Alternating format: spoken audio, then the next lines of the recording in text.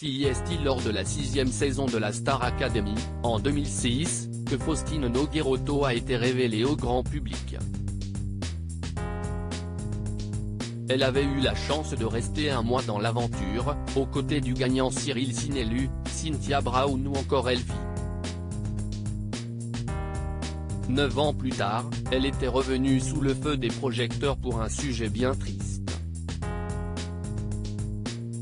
La maladie. Elle s'est battue jusqu'à la fin et est morte en 2021. Dès 2013, Faustine Nogueirotto a dû se battre contre 2 maladies qui la rongeaient.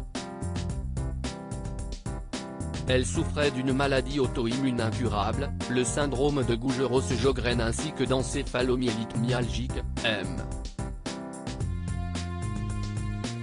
Des mots sur lesquels elle s'était confiée à l'occasion d'une interview pour Le Parisien, en août 2015. Quelques mois plus tard, elle faisait part de sa souffrance auprès de Closer, « Je suis tombée à 6 de tension. Mes muscles me brûlaient tellement que je hurlais de douleur. Depuis, mon état n'a jamais cessé d'empirer. Je souffre le martyre, mais il n'existe aucun traitement pour ces pathologies. La migraine et les douleurs articulaires et musculaires ne me quittent pas. » La jeune femme n'avait pas caché qu'elle avait songé à en finir. Mais, durant plusieurs années, Faustine Nogueirotto a continué à se battre. En 2016, elle avait même fait son retour à la télévision dans N'oubliez pas les paroles, sur France 2. Victorieuse, elle avait décidé de faire don de 10 000 € à 2 associations d'aide aux malades.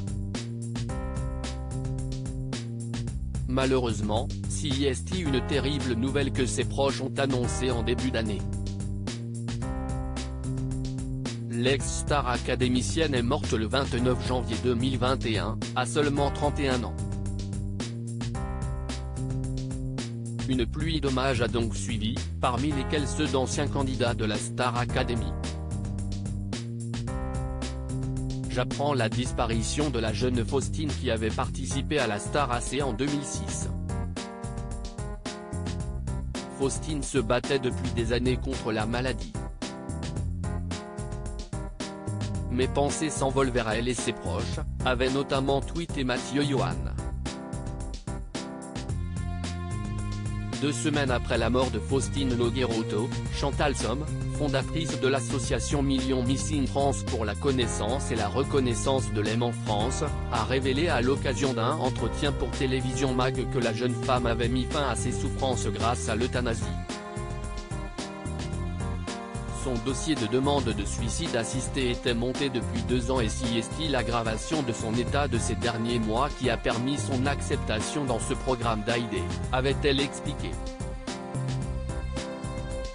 Elle avait notamment précisé que la jeune chanteuse est tombée en état sévère en 2016, elle souffrait le martyre et était sous morphine à la fin.